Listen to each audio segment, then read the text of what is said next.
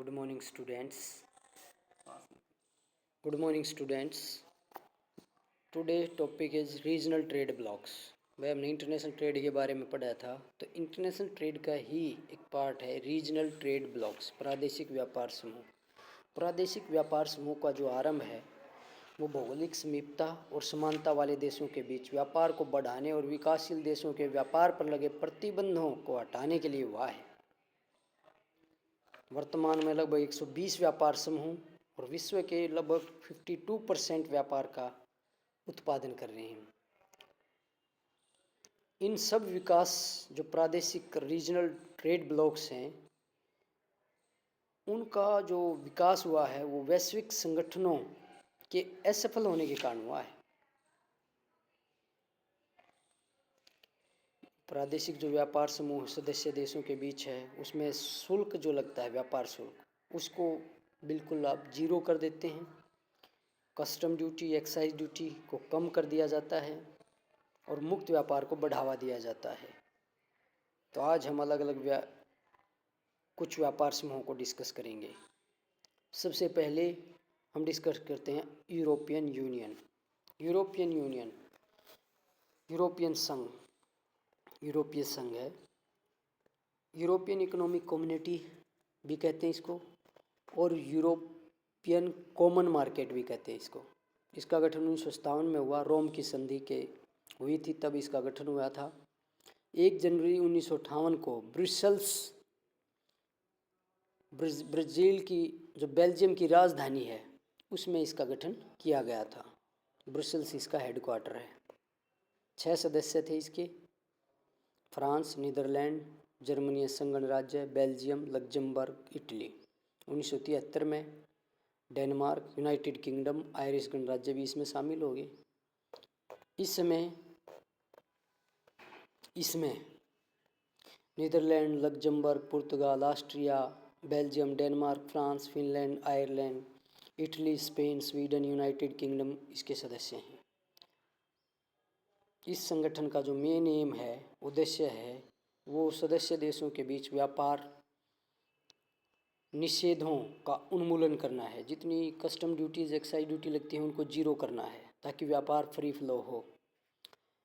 इसने यूरोप को 1970 के पेट्रोल शॉक और धीमी जो अर्थव्यवस्था थी, आर्थिक वृद्धि थी, उसको उभारने के लिए किया गया था कि जो यूरोपियन कंट्रीज़ है उनमें आर्थिक वृद्धि बहुत कम थी। 1992 में अपने सदस्य देशों के मध्य अनेक व्यापार बाधाओं के उन्मूलन को एक महत्वाकांक्षी योजना प्रारंभ की गई। 1995 में यूरोपीय आर्थिक समुदाय यूरोपीय संघ में परिवर्तित हो गया। 1995 में इसने उत्पादन और व्यापार नीतियों का सामंजस्यकरण किया और 1999 में यूरो का संचालन किया था। यूरो एक मुद्रा है इसकी, भाई कोई अलग अलग मुद्राओं में डेवलपमेंट ना हो, एक ही मुद्रा सारे देश यूज करें। एक बाजार का सूत्र, वन मार्केट पॉलिसी पे ये सब कुछ हुआ। उसके बाद है Latin American integration association, LAIA। इस व्यापारिक समूह का गठन 1960 में किया गया। इसका मुख्यालय मॉन्टेविडियो, उरुग्वे की राजधानी है, वहाँ पे है। इसका मुख्य उद्देश्य दक्षिण अमेरिका के देशों के बीच आपसी व्यापार को बढ़ाना है। इसमें Brazil, Colombia, Argentina, Bolivia, Ecuador, Mexico, Paraguay, Uruguay, Venezuela के सदस्य देश हैं। Association of South East Asian nation, ASEAN बोलते हैं इसको, ASEAN। इसका गठन 1967 में हुआ। Indonesia, Thailand, Philippines, Malaysia, Brunei, Vietnam, Singapore ने मिलकर किया। आसियान तथा शेष संसार के देशों के बीच व्यापार शुल्क दर प्रदेश के भीतर के देशों की तुलना में अधिक तीव्र गति से बढ़ रही है।